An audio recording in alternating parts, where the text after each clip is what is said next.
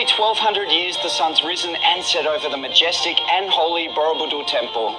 With a design that symbolizes the cosmic mountain, Borobudur is definitely the height of Javanese Buddhist architecture. And this is our starting point to uncover the food that dates back to the ages of the kings, plus culture and sites that are alive with the spirit of the youth. Welcome to the magnificent and vibrant JOGJAKARTA. The best way to discover a country is through its food. Which is why I'm taking Tobie on a gastronomic adventure of enak food spots all over wonderful Indonesia, so we can create new dishes inspired by local flavors. JOGJAKARTA, or simply Jogja, is located in central Java. Apart from flying, you can also get here by bus or by express train from Jakarta or Surabaya.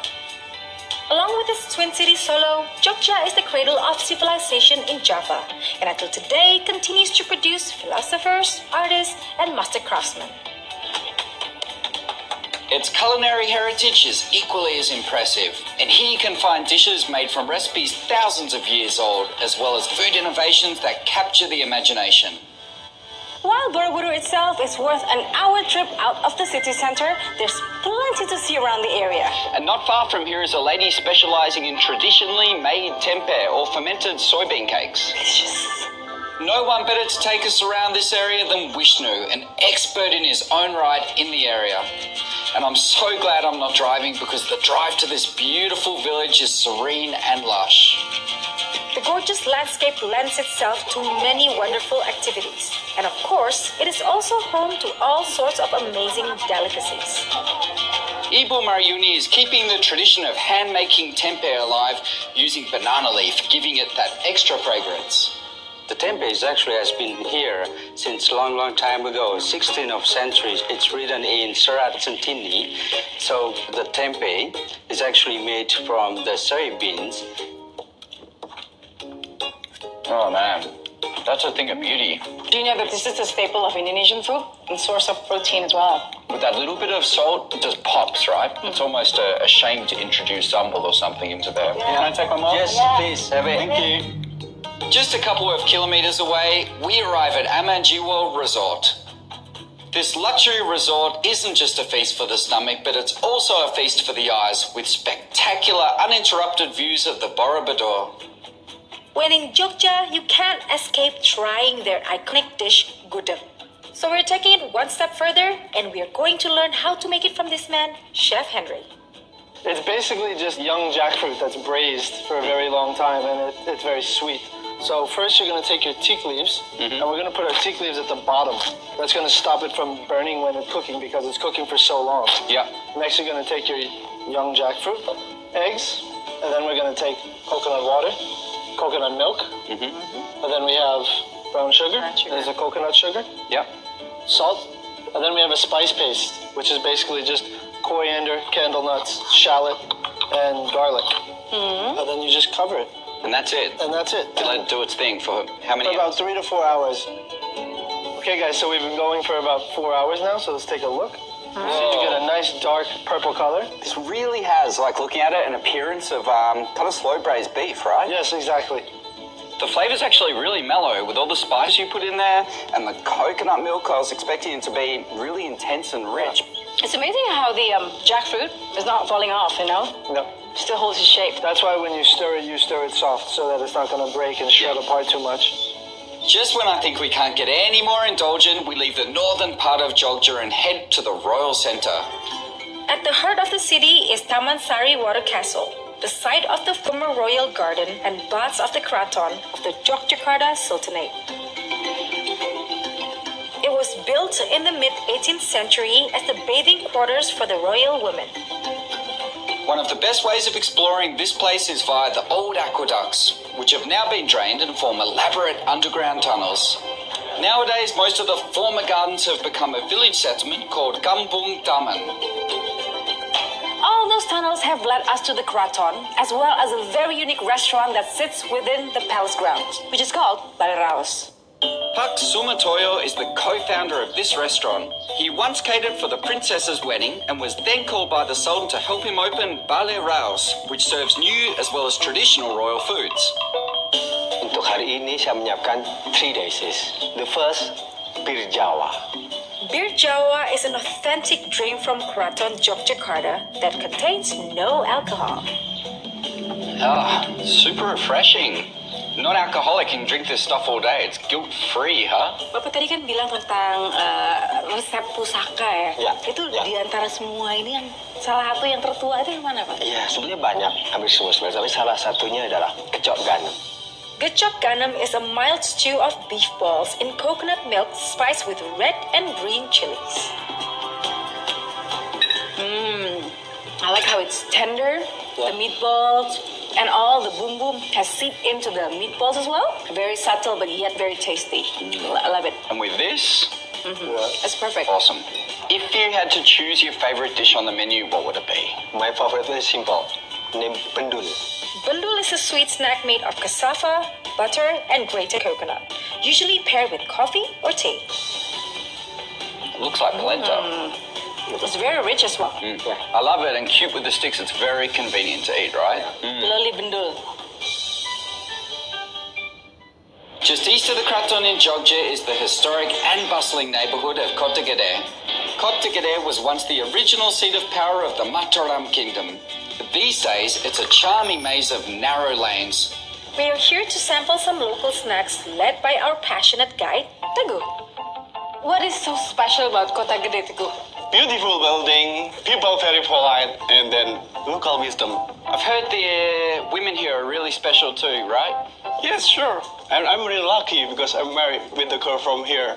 You married Tobie. Well, Melbourne girls are pretty special as well. Instead of seeking a spouse, we head to the nearby Pasalegi at Kota Gede in search of a sweet gem. Bakpia pato are round pastries usually stuffed with mung beans.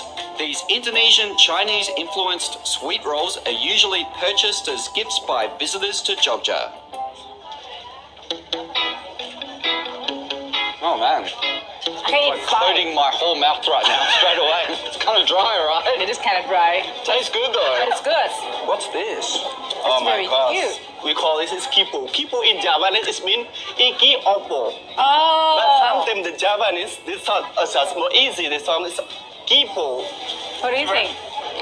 Chewy, right? It's sticky rice, so yeah. I like the charcoal flavor, like the burnt flavor to it. It's very contrast with the sweetness from the shredded coconut. That was a good appetizer, and if you have the appetite for more than just food, Jogja offers a feast for the senses day or night. One of the most sought-after performances is the Ramayana Ballet, a dance drama relating the story of the kidnapping of Shinta that's accompanied by mesmerizing gamelan music.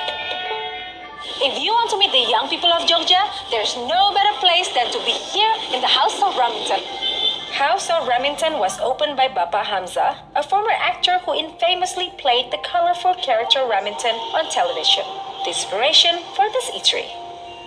Meet the manager, Mbak Lisa, and ask her why Baba Kamsa opened this popular eatery. Sebetulnya beliau mendirikan restoran ini untuk mengisi waktu beliau ketika beliau sudah pensiun. Sounds like a good plan. Very smart, good idea. Ya, mari silakan. Balisa recommends the house specialty called koteka, egg and minced chicken cooked in bamboo. I cook eggs all the time, omelette, frittata, every single time. I'm not used to cooking for 15-20 minutes for a small amount, but I really enjoy it. Yeah, the taste is very subtle. The strong heart is probably from the sambal ya. Jadi mbak di sini yang datang tuh biasanya siapa aja mbak? Banyak anak muda Ya, sebetulnya dari berbagai kalangan, dari pelajar, keluarga, hampir semua kalangan masuk ke sini. And is the restaurant open 7 days a week? Yes, you're right, and we never close. What do you mean? 24 hours. 24 hours. Yes. Although the House of Remington never shuts, I need my rest and sleep in order to enjoy the next day. Jogja has been described as the soul of Java because of strong cultural and intellectual heritage. Today, while it's still a hub for many forms of traditional arts, it also caters to a thriving contemporary art scene thanks to its large and lively student population. Many places offer a restaurant and art gallery experience, such as the very popular Via Via Jogja. The ever-friendly Mi Noodles has been running Via Via Jogja for over 22 years. This is an awesome place. Thank you. How do you end up in Jogja? I came especially to Sadov, Via. I come from Belgium. Yeah. And in Belgium, we started this idea. It's a project on sustainable tourism to create meeting places for locals and travelers alike, and to be like somehow an in-between to get to know each other. And this 20 years ago, and I'm still here. But maybe we can sit down and talk about it. I want to eat something. We have a changing menu here. And today the specialty is steak tempeh. Steak tempeh is a creative dish made using the Indonesian staple of fermented soya bean or tempeh. Spiced with cumin, coriander and parsley, it's topped with a tomato concasse and a Via Via. Only organic tomatoes are used. It's so good. I've tasted a lot of things like this before at home. I mean, the cumin's quite prominent in there. Yes, and I like it. And it's very fulfilling as well. Whose idea was it to take the very traditional tempeh and turn it into a kind of almost burger? Yeah, usually I come up with the ideas and I take it to the kitchen. Oh, there she is again. You know, what is she coming up with now? And we try and then try again until it's really what I want. A start of the day that involved culture, food and arts. If Jogja was a woman, I'd be forced to marry her. Let's just stick to seeing places, yeah? Jogja is home to more than 20 universities, so it's easy enough to find friendly students to show you what's hip and happening. We're meeting a young guy we met yesterday at the House of Lamington here at Parangtritis Beach, about 30 minutes south of the city. Hello. Hey. How are you doing? Good? Baik. Terus kita mau ngapain nih? Hah? Berenang? Enggak dong, ini lebih keren. Nanti kita main ski pasir, sandboarding. Sandboarding? Cool, let's do it. Gumuk Pasir by Parangtritis Beach is home to a beautiful sand dunes, and sandboarding is an activity that is gaining in popularity. Dude, show us how you do this. Yay! Ya? Oke.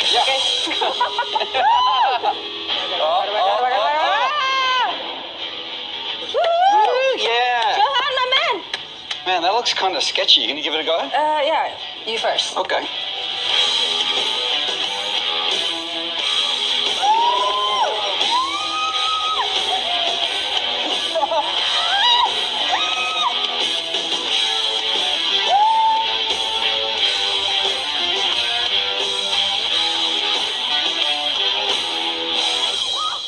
The students here surely do march to the beat of a different Jogja.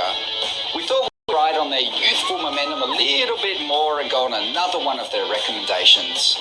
Sate Klatak Pakpong, affordable, iconic and tasty. Sate klatak are pieces of lamb, minimally flavored with salt and coriander, skewered and barbecued. What's unique about Patpong Sate Klatak is that he uses bike spokes as skewers, which apparently conduct heat very well. Wow. That looks so good. And So this is called sate klatak. And klatak means, when you're hungry, you're so greedy and glutton, That's because sate klatak is made from young lamb, and the impatience of the glutton is worth testing and tasting. this is really subtle. A lot of the satay I've had over here has like a real intensity to the flavoring that's gone into there. But this flavor of the lamb, I mean, it's got that charcoal flavor coming through. I love it. It's awesome. Not typical of what I taste around here either. Can I have a try of your sauce? Don't get it. Oh, whoa. It's hot, huh? Yeah, it's like the opposite of this. The sauce is quite hot, this one. By now, we've realized that aside from gudeg and bakpia pato, the other obvious favorite here is coffee. It seems everyone in Jogja loves coffee, and you can find it on every street corner. We've arrived at Clinic Kopi to have our cups of Java made by the very passionate Pepeng. Pepeng travels all over Indonesia, sourcing coffee beans and working with farmers to help them produce better beans. He believes that coffee appreciation begins by realizing that there's a story behind every cup of coffee. Pepeng, right now we're standing in what was once your living room, but it's now a coffee shop. Where did all this start from, man? I love traveling and I meet the farmer. They produce good coffee. Jadi kopi ini kopi oleh-oleh ketika saya traveling gitu. Kopinya beda ya. Kok kopinya nggak seperti kopi yang di warung-warung gitu. Mereka pahit gitu. Terus akhirnya aku goreng sendiri. Mungkin saya akan mencoba. Aku punya sari manis ini. This one village but different process. This semi-wash. This honey process. Honey process. Yeah. They call it honey coffee because the coffee is served the way you want it. Big, huh? That's so much flavor. Yeah. Like layers of flavor continuing as well. Yeah. It's really fruity. Wah, ini kopi dari Sumatera Man, Barat. thank you so much. It's easy to see that Jogja is a city of passion and energy that lasts into the night. In the city center, especially along Malioboro Road, people gather to shop and eat. But our legs are ready for one more thing to do. Enough sitting down, we have to do what we have to do in Jogja, which is ride an odong-odong. I think this thing is screaming fun all the way from outer space. It'd be rude not to give this a go. Now let's go! How do we turn this on? Beep, beep, beep, beep, beep, beep, beep, beep, beep, beep. Woo! Ah! We are at the beautiful Pelataran Borobudur Resort. Stunning views here with mountains, lush fields, and of course, the majestic Borobudur Temple. You know that steak tempeh recipe we saw? I'm not here. What are you making? I did take a bit of influence though, because I make these like little veggie cakes at home all the time. And we are going to start here with a food processor. So shallot goes in. Okay, so next we're going to take some of this tempeh, and I'm just going to, with my fingers, start to crumple it straight into there. So have a look at this. This is kind of pulsed right down. I want it to be fine enough that it's actually going to stick together. About one medium-sized carrot zucchini. Put a good pinch of salt. I'll do the pepper. And then we've got some garlic we're going to add in as well. You can get in here with a spoon and start mixing, but I really think it's good to get in with your hands and scrunch. Ooh. So what we need to do is just let it cook quite gently on each side, so we get a beautiful golden crisp texture going on. Take about a teaspoon of this olive oil and pop it onto that grill pan that's heating there. Sure. And to my left we've got these spring onions, and you can put them directly on in a single layer. After these have been cooking for about 8 to 10 minutes, take a spatula and gently get under. Oh, that looks nice. And give a little flip over. Okay, we're going to pull together a little assembly of ingredients to go with this. So I've got some lovely cherry tomatoes. I'm going to halve those. A pinch of raw, really finely chopped garlic along with really finely chopped shallot. And then you can put a pinch of cumin, some chili, and also maybe a squeeze of lime juice into there. Let's take a beautiful amount of this coriander, and then we'll take some of this mint and tear that into there as well. I love mint. And we can plate.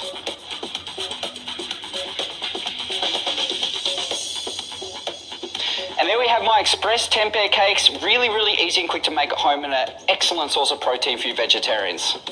Now it's my time to shine and cook my own version of gudeg. First, we need daun jati.